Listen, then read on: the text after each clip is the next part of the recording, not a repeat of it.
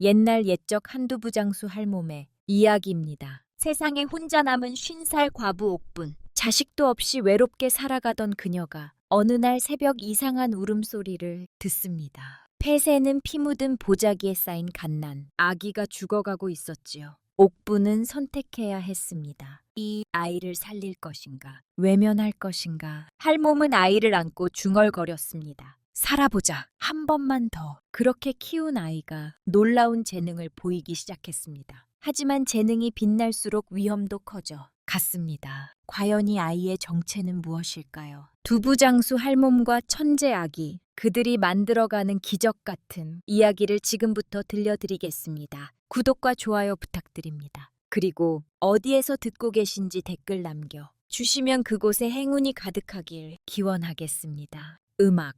옛날 옛적 조선 중기 영모 사건으로 한양 도성이 술렁이던 시절의 이야기입니다. 그해 7월 보름 하늘에서 커다란 별 하나가 떨어졌습니다. 유성은 마치 피눈물처럼 붉은 꼬리를 길게 늘어뜨린 채 도성 남쪽으로 떨어져 내렸지요. 한양 백성들은 밤해를 올려다보며 수근거렸습니다. 저건 불길한 징조요. 큰 인물이 죽을 조짐이라더군. 아니 역적의 피가 하늘을 붉게 물들렸다는 게 맞지 않소.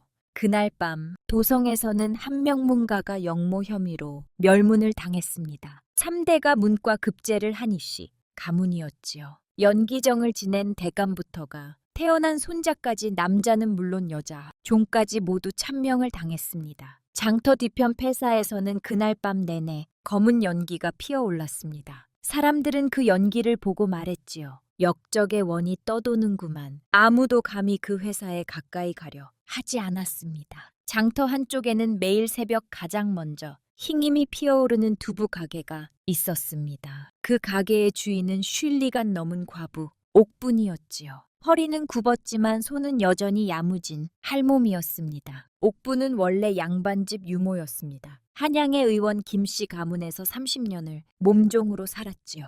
도련님을 품에 안고 키웠고 아기씨가 시집 갈 때는 함께 따라가 시중을 들었습니다. 그러나 15년 전 주인 집이 역무에 휘말려 몰락했습니다. 옥부는 천한종이라 참명은 면했지만 주인 가족은 모두 잃었지요. 그때부터 홀로 장터에서 두부를 팔며 살아왔습니다. 옥부는 말이 없는 사람이었습니다. 장터 사람들이 말을 걸어도 고개만 끄덕일 뿐이었지요. 그러나 두부만큼은 정성껏 만들었습니다. 공을 불리고 몇 돌에 갈고 간수를 넣는 순간까지 한치의 흐트러짐도 없었습니다. 에서인지 옥분의 두분부는 장터에서 제일 맛있다는 소문이 났지요. 사람들은 말했습니다. 저 할멈 두부는 마음이 들어가 있어. 그러나 옥분의 마음속에는 늘 빈 구석이 하나 있었습니다. 자식 없이 늙어가는 쓸쓸함이었지요. 유성이 떨어진 지사흘째 되는 날 새벽이었습니다. 옥부는 평소처럼 두부를 만들러 가게로 향했습니다. 장터는 아직 어둠에 잠겨 있었고 개 짖는 소리만 간간히 들렸지요. 그런데 폐사 쪽에서 이상한 소리가 들려왔습니다. 처음에는 바람 소리인가 싶었습니다. 그러나 귀를 기울이니 분명의 울음 소리였지요.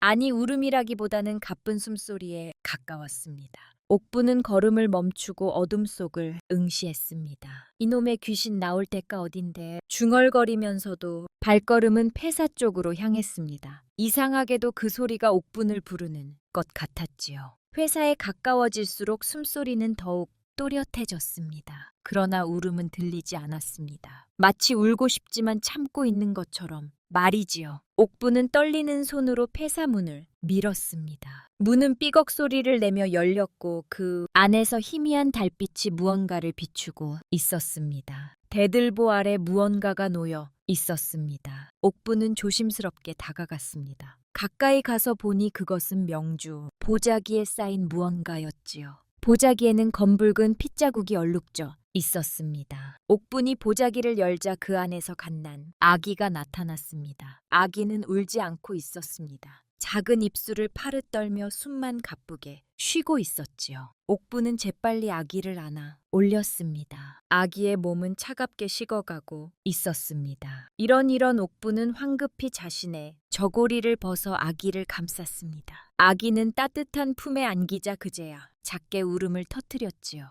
옥부는 주변을 살폈습니다. 아기 곁에는 부러지는 은비녀 하나와 찢어진 족자 조각이 떨어져 있었습니다. 족자를 주워 달빛에 비춰보니 희미하게 글씨가 보였습니다. 응성. 그 아래에는 작은 글씨로 이렇게 적혀 있었습니다. 하늘이 응하여 별이 되리라. 옥부는 알 수 있었습니다. 이 아기가 사흘 전 멸문당한 그 집안에 피주림을 말이지요. 유성이 떨어진 날 밤 누군가 목숨을 걸고 이 아기를 여기까지 데려왔던 것입니다. 옥분의 손이 떨렸습니다. 이 아기를 안고 있다는 것만으로도 목이 달아날 수 있는 일이었지요. 그러나 아기는 옥분의 손가락을 꽉 쥐고 놓아주지 않았습니다. 그 작은 손의 온기가 옥분의 가슴에 전해졌습니다. 옥분은 한참을 망설였습니다. 이 아기를 관에 신고해야 할까요? 아니면 다시 이곳에 내려놓고 모른 척 가야 할까요? 그러나 아기는 계속 옥분의 손가락을 쥐고 있었습니다. 마치 놓지 말아 달라고 애원하는 것 같았지요. 옥분은 문득 옛날 일이 떠올랐습니다. 자신이 유모로 있던 김씨 가문에 도련님도 이렇게 작은 손으로 자신의 손가락을 쥐었었지요. 그 도련님은 지금 어디서 무엇이 되었을까요? 아마도 저승길에서 하늘 품고 떠돌고 있을 것입니다. 옥분의 눈에서 눈물이 흘러내렸습니다. 살아보자. 옥분은 아기를 꽉 안으며 중얼거렸습니다. 한 번만 더 살아보자. 내가 누구든 이제 넌 내 새끼다. 옥분은 아기를 품에 안고 폐사를 나섰습니다. 동쪽 하늘이 희끗희끗 밝아오고 있었지요. 장터로 돌아온 옥부는 아기를 안은 채 두부를 만들기 시작했습니다. 아기는 더 이상 울지 않았습니다. 옥분의 심장 소리를 들으며 조용히 잠들었지요. 그날부터 옥분의 가게에서는 두부 삶는 김소리와 함께 아기의 숨소리가 들렸습니다. 옥분은 아기에게 이름을 지어 주었습니다. 응성이고 뭐고 넌 그냥 하늘이다. 별에서 왔으니 하늘이 제격이라고 생각했지요. 게다가 이름이 너무 거창하면 화를 부를 것 같았습니다. 장터 사람들이 물었습니다. 할멈 그 아기는 어디서 났소? 먼 친척의 유복자요. 어미가 산고로 죽어서 내가 키우게 됐지. 옥부는 담담하게 거짓말을 했습니다. 장터 사람들도 더 이상 캐묻지 않았지요. 전쟁이 끝난 지 얼마 안 된 시절 부모 잃은 아이들은 흔했으니까요. 하늘은 옥분의 등에 엎여 자랐습니다. 옥분이 콩을 몇 돌에 갈 때도 간수를 넣을 때도 두부를 자를 때도 하늘은 조용히 지켜보았지요. 신기하게도 하늘은 잘 울지 않는 아기였습니다. 배가 고파도 기저귀가 축축해도 소리 없이 참았습니다. 마치 자신이 울면 안 된다는 것을 아는 것 같았지요. 옥부는 그런 하늘을 보며 가슴이 아팠습니다. 울어도 된다. 내 할미가 여기 있으니. 그러나 하늘은 그저 옥분을 빤히 쳐다보기만 했습니다. 마치 말은 못해도 모든 것을 이해한다는 듯이 말이지요. 100일이 지나고 하늘은 점점 자라났습니다. 다른 아기들과 다른 점이 하나 있었습니다. 하늘은 사람의 눈을 똑바로 쳐다본다는 것이었지요. 보통 갓난 아기들은 초점 없이 허공을 바라보는 법인데 하늘은 마치 어른처럼 사람 얼굴을 응시했습니다. 장터떡 장수 안 말했습니다. 저 아기 눈빛 좀 보게. 마치 무언가 알고 있는 것 같지 않소. 약방. 주인도 고개를 끄덕였습니다. 저런 눈을 가진 아기는 처음 보호 범상치 않아. 옥부는 은근히 불안했습니다. 너무 튀면 안 되는데 하늘은 이미 눈에 띄는 아이가 되어가고 있었지요. 돌이 되기 전에 하늘은 걷기 시작했습니다. 그것도 아주 똑바로 걸었지요. 비틀거리는 법이 없었습니다. 두 돌이 되기 전에는 장터 한글, 간판을 읽기 시작했습니다. 삶이 저기 떡이라고 써 있어요. 저건 약방이에요. 옥부는 깜짝 놀랐습니다. 자신이 가르쳐준 적도 없는데 하늘은 어느새 글자를 깨우친 것이었지요. 장터 사람들이 수근거렸습니다. 신동이다. 귀신씨 것 아니요. 아니면 전생에 대단한 사람이었나. 옥부는 하늘을 꼭 애우며 생각했습니다. 내가 누구였든 이제 넌 평범하게 살아야 한다. 그래야 오래 산다. 그러나 하늘의 재능은 감출 수 없는 것이었습니다. 하늘이 3살이 되던 해였습니다. 어느 날 옥분이 두부를 만들고 있는데 하늘이 말했습니다. 삶이 간수를 조금만 더 넣으면 두부가 더 단단해질 것 같아요. 옥부는 손을 멈추고 하늘을 돌아보았습니다. 내가 어찌 그걸 아느냐. 할미가 하는 걸 봤어요. 간수를 많이 넣으면 두부가 단단해지고 적게 넣으면 물러지더라고요. 옥부는 놀라움을 감추지 못했습니다. 자신도 수십 년 경험으로 터득한 것을 하늘은 보기만 하고 깨우쳤던 것이지요. 그날부터 옥부는 하늘에게 두부 만드는 법을 가르치기 시작했습니다. 통을 고르는 법, 불의 세기를 조절하는 법, 간수를 넣는 시점까지 말이지요. 하늘은 한 번 들으면 잊지 않았습니다. 그리고 그대로 따라했습니다. 그러나 옥부는 하늘에게 늘 당부했습니다. 하늘아, 너는 똑똑하다. 그건 좋은 일이야. 하지만 세상은 너무 똑똑한 사람을 좋아하지 않는단다. 왜요, 할미? 똑똑한 사람은 튀고 튀는 사람은 화를 당하기 쉽단다. 그러니 내 재주는 필요할 때만 쓰거라. 하늘은 옥분의 말을 새겼습니다. 그리고 가능한 평범하게 보이려 했었지요. 그러나 옥분은 알고 있었습니다. 하늘의 빛은 언젠가 감출 수 없을 만큼 커질 것이라는 것을 말이지요. 하늘은 장터 사람들과 친해졌습니다. 떡장수 안악은 하늘에게 늘떡한 조각을 챙겨 주었습니다. 이리 오네어라 하늘아, 오늘은 송편을 만들었단다. 하늘은 떡을 받으며 공손히 인사했습니다. 감사합니다, 아주머니. 약방 주인은 하늘이 심부름을 잘한다고 칭찬했습니다. 이 아이는 한 말하면 틀리는 법이 없어 기특하기도 하지. 장터 훈장 선비도 하늘을 귀여워했습니다. 어느 날 선비가 하늘에게 물었습니다. 하늘아, 너는 글을 배우고 싶지 않느냐? 하늘은 잠시 망설이다가 대답했습니다. 배우고 싶어요. 하지만 할미가 힘드실까봐 염려돼요. 선비는 하늘의 대답에 감탄했습니다. 효심이 지극하구나. 그렇다면 내가 가끔 가르쳐 주마. 그날부터 선비는 장터에 나올 때마다 하늘에게 글자를 가르쳐 주었습니다. 천자문부터 시작해 사서삼경까지 말이지요. 하늘은 스펀지처럼 모든 것을 흡수했습니다. 한 번 읽은 글은 외워버렸고 뜻도 곧바로 깨우쳤습니다. 선비는 놀라워했습니다. 이 아이는 보통 아이가 아니야. 신동이라 해도 과언이 아니지. 장터 사람들은 모두 하늘을 예뻐했습니다. 하늘은 누가 힘들어하면 먼저 도와주었고 누가 슬퍼하면 위로했지요. 그러나 옥분의 마음 한편에는 늘 불안함이 자리 잡고 있었습니다. 이 아이가 이렇게 뛰어나면 언젠가 들킬지도 모른다. 하늘이 5살이 되던 해봄이었습니다. 어느 날 아침 장터에 포교들이 나타났습니다. 그들은 장터 입구에 방문을 붙이고 사람들을 모았지요. 한양 가명에서 내려온 명이다. 귀를 기울여라. 포교가 방문을 읽기 시작했습니다. 영모대역 죄인 이씨 가문의 잔당을 찾는다. 특히 갓난아기 하나가 도망쳤다는 제보가 있으니 출신이 불분명한 아이가 있으면 즉시 관계 신고하라. 옥분의 얼굴이 하얗게 질렸습니다. 장터 사람들이 웅성거렸습니다. 역적의 자식까지 찾다니도 그 일을 가지고 난린가. 옥분은 재빨리 하늘의 손을 잡았습니다. 하늘아, 오늘은 집에 있거라. 왜요, 할미? 그냥 있어라. 할미 말들어 옥부는 하늘을 집탈하게 숨겼습니다. 그리고 두부 가마 앞을 지켰지요. 포교들이 장터를 돌아다니며 아이들을 살폈습니다. 옥분의 가게에도 들렀습니다. 할머, 여기 아이는 없소. 없소. 아까 아이가 있다고 들었는데 먼 친척 집에 보냈소.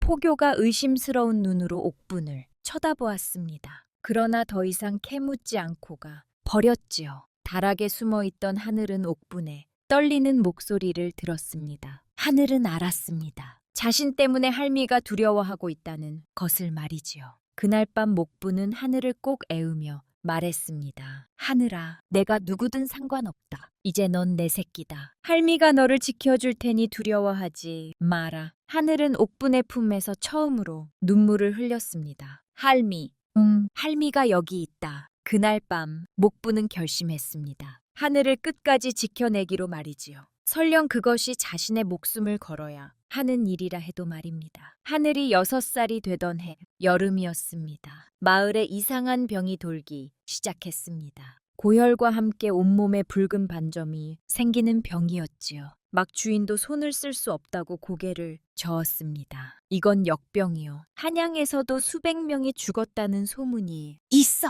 장터는 공포에 휩싸였습니다. 사람들은 병자를 피했고 장사도 제대로 되지 않았지요. 떡장수 안악의 딸도 병에 걸렸습니다. 아이는 사흘째 고열에 시달리며 정신을 잃어가고 있었습니다. 제발 누가 우리 딸 좀 살려주시오. 아악은 울부짖었지만 아무도 나서지 않았습니다. 그때 하늘이 옥분에게 말했습니다. 할미, 저 아이를 제가 살릴 수 있을 것 같아요. 옥분은 깜짝 놀랐습니다. 무슨 소리냐? 약방 주인도 못 고치는 병을 내가 어찌 군장 선비님께서 가르쳐 주신 의서를 읽었어요.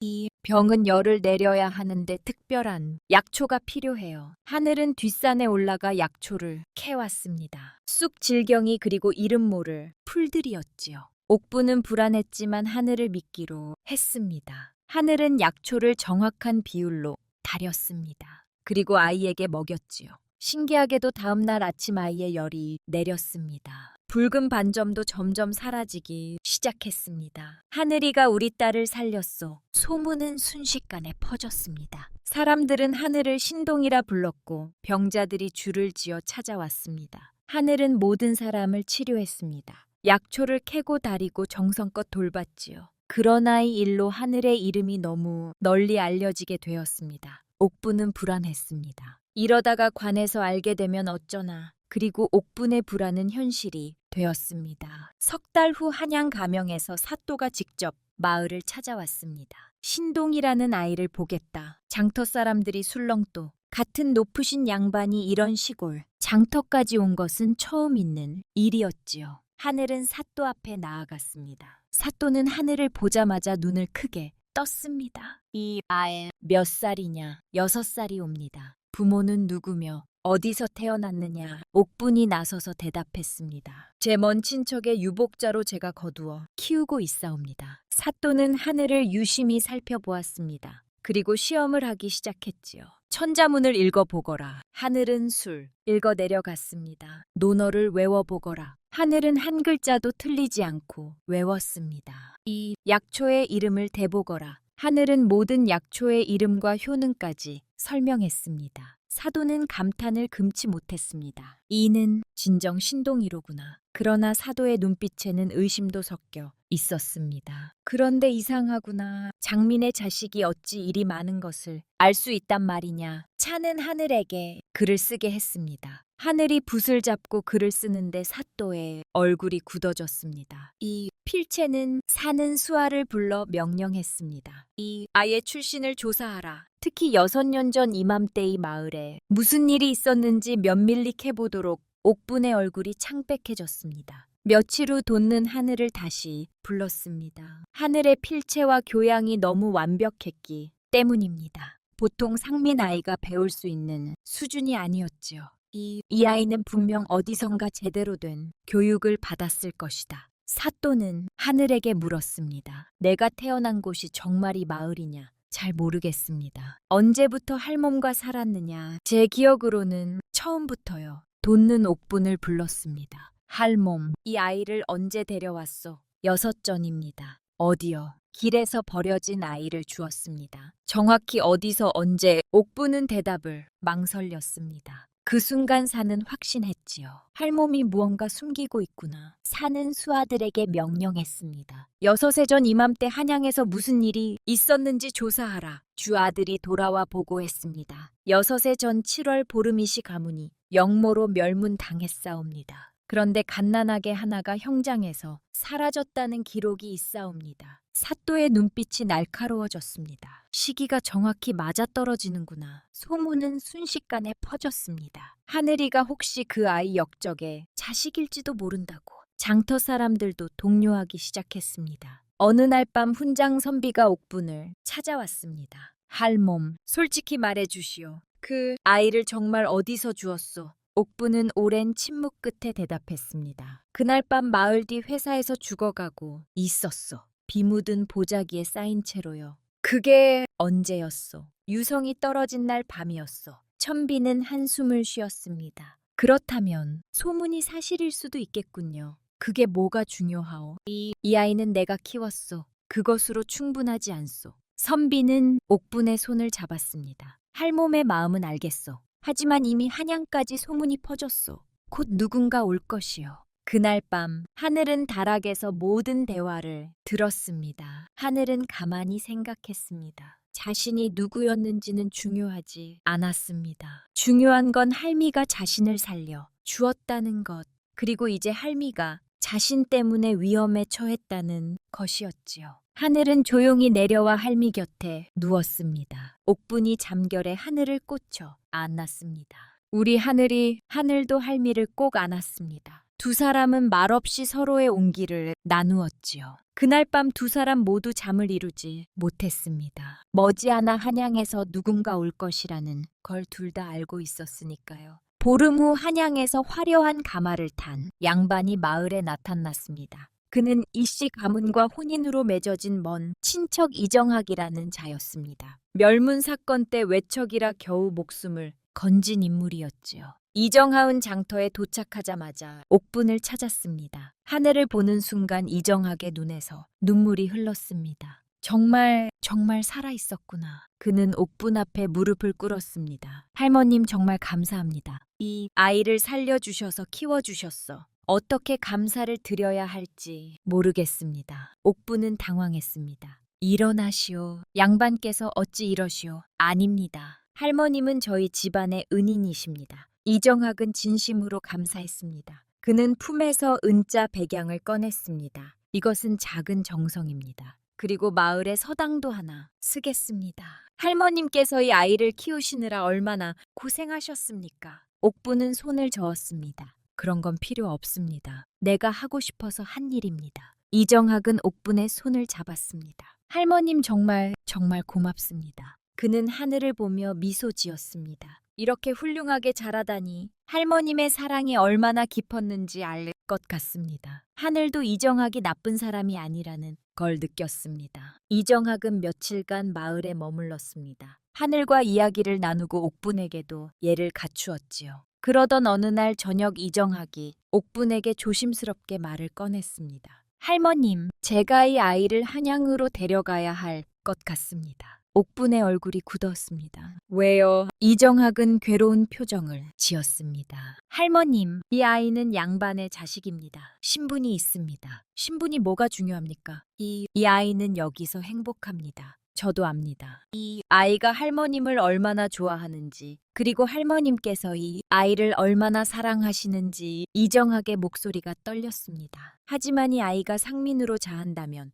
평생 천대받으며 살게 됩니다. 그런 일 없어. 이 마을 사람들은 모두 하늘 일을 아낍니다. 이 마을에서는 그렇겠지요. 하지만 세상은 넓습니다. 이 아이가 아무리 뛰어나도 상민이라는 이유로 과거도 볼 수 없습니다. 옥분은 입술을 깨물었습니다. 이 아이에게는 재능이 있습니다. 나라를 위해, 백성을 위해 쓸 수 있는 재능이지요. 그런데 신분 때문에 그 재능을 펼칠 수 없다면 그게 이 아이를 위한 일일까요? 그런 건 할머님, 저는 이 아이를 데려가고 싶지 않습니다. 이정학이 눈물을 흘렸습니다. 하지만 이 아이의 미래를 생각하면 제가 데려가야 합니다. 제대로 된 교육을 받고 신분을 되찾고 자신의 재능을 마음껏 펼칠 수 있게 해줘야 합니다. 옥분도 눈물을 흘렸습니다. 이 아이는 내 아들입니다. 압니다. 그리고 이 아이도 평생 할머님을 어머니로 여길 것입니다. 이 정학은 옥분의 손을 꼭 잡았습니다. 하지만 이 아이를 진정으로 사랑하신다면 놓아주셔야 합니다. 이 아이가 더 넓은 세상으로 나갈 수 있도록 말입니다. 그날 밤 하늘은 두 사람의 대화를 모두 들었습니다. 하늘은 알았습니다. 이정학도 옥분도 모두 자신을 위하고 있다는 것을 말이지요. 며칠 후이 급변했습니다. 한양에서 한 관리가 포교들을 이끌고 마을로 들이닥쳤습니다. 그는 형조의 관리 박석주라는 자였지요. 이정학 당신이 여기 있었구만. 박석주는 이정학의 정적이었습니다. 이정학이 이씨 가문의 복권을 추진하는 것을 막으려는 자였지요. 박대인 무슨 일이요? 무슨 일이긴 역적의 씨를 찾았다며 그것도 숨기고 있었다고 박석주는 옥분을 가리켰습니다. 이 할멈은 역적의 자식을 숨긴 죄로 처벌받아야 하오. 아닙니다. 이 할머님은 아이를 구해주신 분입니다. 구해. 웃기는 소리. 역적의 씨를 관에 신고하지 않은 것만으로도 큰 죄여. 박석주는 비웃었습니다. 그리고 이정학 당신도 공범이요. 이 사실을 알고도 즉시 신고하지 않았으니 말이여 제가 방금 알았습니다. 그래서 지금 절차를 밟으려던 참이었소. 믿을 수 없소. 증거가 있어. 박석주는 포교들에게 명령했습니다. 저 할몸을 잡아라. 그리고 아이도 데려가라. 안 됩니다. 이정학이 막아섰습니다. 이 아이는 무고합니다. 그리고 할머님도 선의로 구해주신 것뿐입니다. 선의 법에는 선이고 악이고 없소. 역적의 자식을 숨긴 건 죄요. 박석주의 진짜 목적은 따로 있었습니다. 하늘을 이용해 이정학을 제거하고 이씨 가문의 복권을 막으려는 것이었지요. 이 아이가 이씨 가문의 혈육이라는 증거가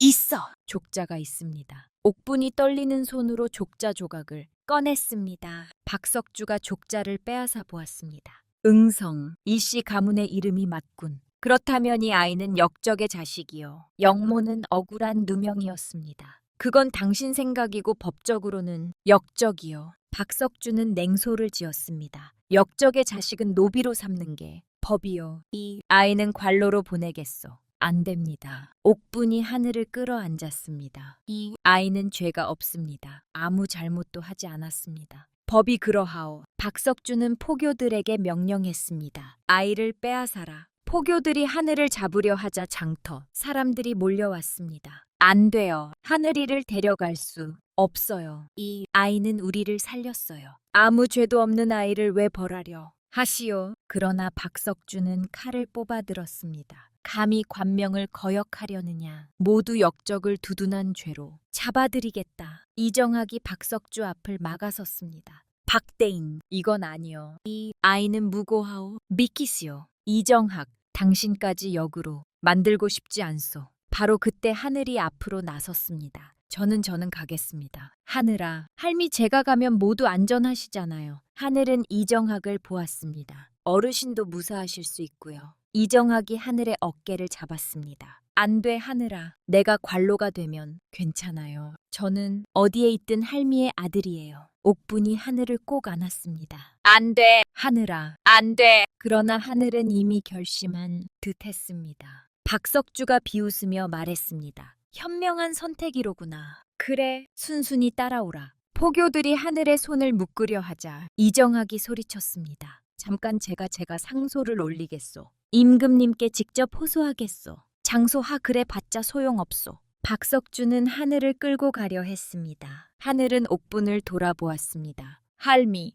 저 꼭 돌아올게요. 옥분은 그 자리에 주저앉아 울었습니다. 하늘아, 우리 하늘아. 포교들이 하늘을 끌고 떠났습니다. 이정학은 주먹을 쥐었습니다. 내가 반드시 아이를 구해내겠다. 10년의 세월이 흘렀습니다. 응성은 관노가 되어 관청에서 자비를 했습니다. 하지만 그는 포기하지 않았습니다. 밤마다 몰래 의서를 읽었고 틈틈이 약초를 공부했지요. 그리고 아픈 사람들을 치료해 주었습니다. 처음에는 천안관노의 치료를 거부하던 사람들도 응성의 실력을 알게 되자 찾아오기 시작했습니다. 저 아이 손만 대면 병이 낫는다더군. 신의 손을 가졌다는 소문이 바다하오. 응성의 명성은 점점 퍼져나갔습니다. 그러나 응성은 여전히 관노였습니다. 신부는 변하지 않았지요. 옥부는 매일 장터에서 두부를 팔며 하늘을 기다렸습니다. 허리는 더 굽었고 머리는 하얗게 세웠지만 여전히 두부를 만들었지요. 우리 하늘이 언젠가 돌아오겠지.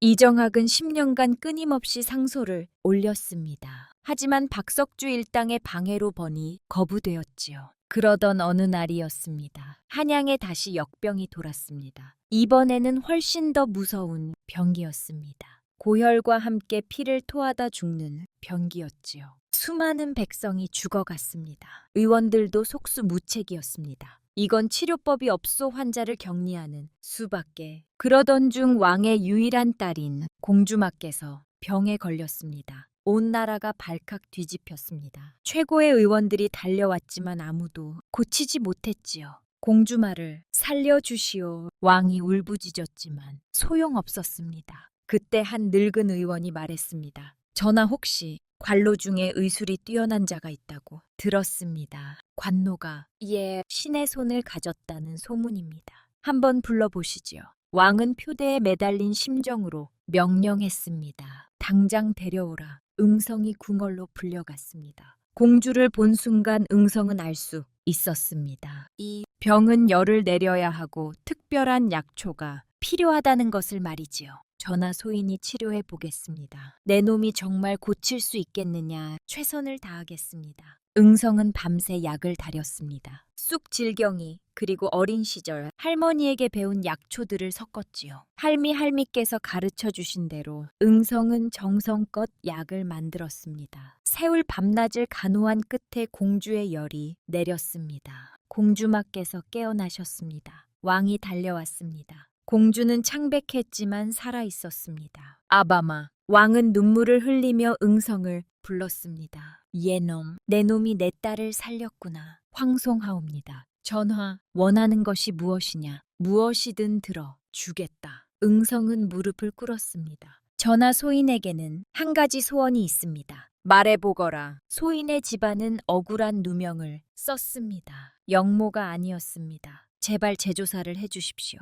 왕의 얼굴이 굳었습니다. 내 집안이 어디냐? 이씨 가문이 옵니다. 순간 정학이 조용해졌습니다. 박석주가 나섰습니다. 전하, 이자는 역적의 자식입니다. 절대 믿으시면 안 됩니다. 하지만 내 딸을 살린 것은 사실이 아니냐? 그것과 이것은 다릅니다. 역적은 역적입니다. 왕이 고민하고 있을 때 응성이 말했습니다. 전하, 소인의 집에 족자 하나가 있습니다. 그것을 보시면 진실을 아실 것입니다. 족자. 예, 소인을 키워주신 할머니께서 보관하고 계십니다. 왕은 명령했습니다. 그 족자를 가져오라. 박석주가 다급히 말했습니다. 전하, 그건 함정일 수 있습니다. 닥치거라. 내 딸을 살린 은인의 청이다. 들어. 주는 것이 마땅하지 않겠느냐. 며칠 후 옥분이 족자를 가지고 궁궐로 올라왔습니다. 10년 만에 만난 능성을 보고 옥분은 울었습니다. 하늘아, 우리 하늘아, 할미 저 여기 있어요. 두 사람은 꼭 껴안았습니다. 왕이 족자를 펼쳤습니다. 응성, 하늘이 응하여 별이 되리라. 그 아래 작은 글씨로 무언가 더 적혀 있었습니다. 왕의 얼굴이 창백해졌습니다. 이건 족제는 왕의 어필이 숨어 있었습니다. 외구의 움직임을 살피라. 이는 짐의 밀이니라. 이씨 가문은 왕의 밀을 받아 외구를 감시하던 비밀 조직이었던 것입니다. 왕이 떨리는 목소리로 물었습니다. 그렇다면 이씨 가문은 응성이 무릎을 꿇었습니다. 전하, 소인의 가문은 충신이었습니다. 누군가이를 역모로 뒤집어 씌워 제거했습니다. 왕이 박석주를 노려보았습니다. 박석주는 얼굴이 하얗게 질렸습니다. 왕은 즉시 조사를 명령했습니다. 16년 전 이씨 가문 사건을 처음부터 다시 조사하라. 조사가 시작되자 놀라운 사실들이 드러났습니다. 이씨 가문을 역모로 몰았던 증거들이 모두 조작된 것이었습니다. 증인들도 모두 매수되었지요. 그리고 그 뒤에는 박석주 일당이 있었습니다. 이정학이 증언했습니다. 전하, 박석주는 16년 전 이씨 가문을 제거했습니다. 이씨 가문이 외구와의 밀무역을 막았기 때문입니다. 밀무역. 예, 박석주는 외구와 손잡고 무기를 밀매했습니다. 이씨 가문이 이를 알아차리자 역모로 몰아 제거한 것입니다. 증거들이 쏟아졌습니다. 박석주의 집에서 외구와 주고받은 서신이 발견되었고 밀무역으로 모은 재산도 드러났지요. 이게 어찌 된 일이냐? 왕이 분노했습니다. 짐을 속이고 충신을 죽이고 나라를 팔아먹었단 말이냐? 박석주는 고개를 숙였습니다. 전하, 용서내놈 같은 역에게 무슨 용서가 있겠느냐? 왕은 즉시 명령했습니다. 박석주 일당을 모두 잡아들이라. 그리고 이씨 가문의 명예를 회복하라. 응성은 눈물을 흘렸습니다. 아버지, 할아버지, 드디어 누명을 벗으셨습니다. 왕이 응성에게 말했습니다. 응성아, 이제 내 신분을 되찾아. 주마, 양반으로 복권하고 벼을 내리겠다. 황송하옵니다. 전하, 그리고 내가 원하는 것이 무엇이든 들어주마.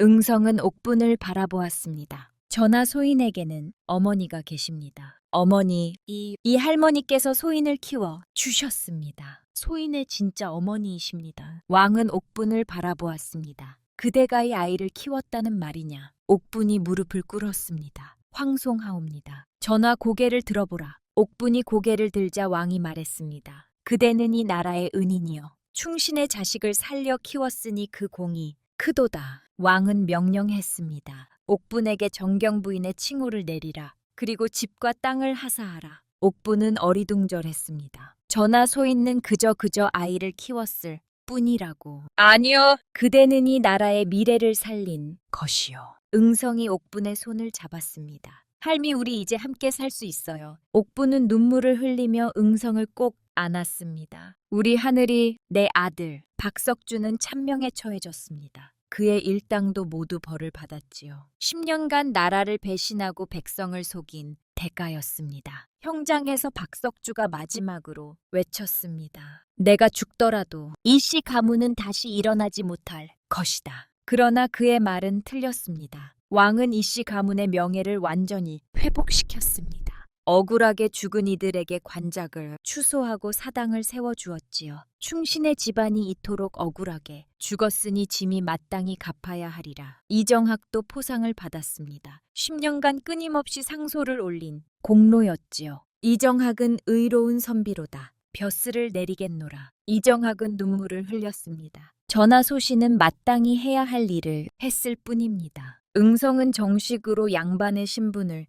되찾았습니다. 그리고 내위원의 의관으로 임명되었지요. 응성, 너는 백성을 살리는 의원이 되거라. 그것이 내 가문을 위한 길이니라 명심하겠습니다. 전하 장터 말에도 소식이 전해졌습니다. 하늘이가, 아니 응성 도련님이 벼슬을 받으셨대. 이씨 가문의 누명도 벗었다지. 옥분 할멈도 정경부인이 되셨다더군. 장터 사람들은 모두 기뻐했습니다. 떡장수 안나의 눈물을 흘렸습니다. 우리 하늘이가 드디어 약방 주인도 고개를 끄덕였습니다. 착한 사람에게 복이 오는 법이지. 군장 선비는 제자들에게 말했습니다. 보았느냐? 진정한 재능은 숨길 수 없는 법이니라. 그리고 선한 마음은 언젠가 빛을 발하느니라. 그날 밤부는 하늘을 올려다보며 중얼거렸습니다. 하늘에 계신 니씨 가문들, 이제 편히 쉬세요. 은기가, 우리 하늘이가 명예를 되찾았습니다. 세월이 흘러 응성은 훌륭한 의원이 되었습니다. 그는 양반도 상민도 천민도 가리지 않고 치료했습니다. 가난한 사람에게는 약값도 받지 않았지요. 의원에 돌리는 병을 고치는 것이지 신분을 따지는 것이 아니옵니다. 응성의 명성은 날로 높아졌습니다. 그러나 응성은 변하지 않았습니다. 여전히 매일 아침 옥분에게 문안을 드렸고 옥분이 만든 두을 함께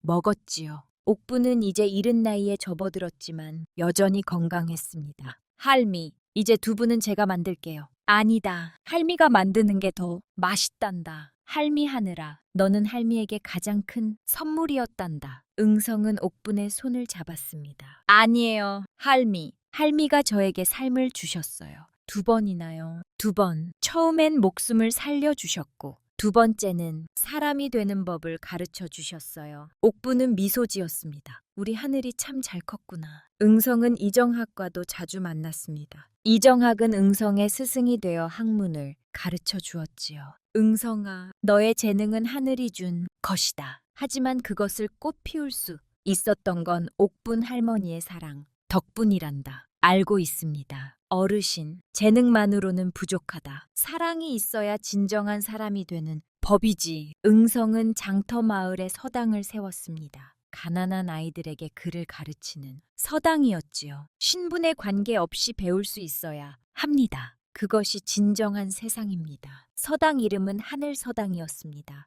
응성의 또 다른 이름이기도 했지요. 어느 봄날 응성은 옥분과 함께 장터를 걸었습니다. 할미, 제가 양반으로 태어났어도 할미를 만났을까요? 옥분이 웃으며 답했습니다. 모르지. 하지만 내가 진짜 빛나는 건 신분 때문이 아니란다. 그럼 뭐 때문이에요? 사람을 사랑할 줄 알기 때문이지. 응성은 고개를 끄덕였습니다. 할미, 제 처음 스승은 할미셨어요. 할미께서 가장 큰 가르침을 주셨어요. 무슨 가르침? 사람은 사람으로 사는 거라고요. 옥분은 응성을 꼭 안았습니다. 그래, 내가 그걸 아니할 미는 더 이상 바랄 게 없구나. 그날 밤 흥성은 별을 올려다 보았습니다. 하늘에는 별들이 총이 빛나고 있었습니다. 아버지, 할아버지, 저는 잘 살고 있습니다. 할미의 사랑으로 많은 사람들의 도움으로 여기까지 왔습니다. 응성은 다짐했습니다. 평생 사람을 살리는 의원으로 그리고 옥분의 아들로 살아가기로 말이지요. 옛말에 이런 말이 있습니다. 하늘은 재능을 주지만 사람은 사람을 살린다고 말이지요. 응성은 하늘이 준 재능으로 태어났지만 옥분의 사랑이 없었다면 그 재능은 빛을 발하지 못했을 것입니다. 진짜 귀함은 핏줄이 아니라 마음에 있습니다. 그리고 진정한 가족은 피가 아니라 사랑으로 만들어지는 것이지요. 세상에는 많은 재능이 있지만 그 재능을 키우는 건 결국 사람입니다. 그러니 재능을 자랑하기 전에 먼저 사람을 아끼는 마음을 키우시기 바랍니다. 다음 영상을 빠르게 만나보시려면 좋아요와 구독을 눌러주세요. 그럼 더 재미있는 영상으로 찾아뵙겠습니다. 모두 행복한 하루 보내세요.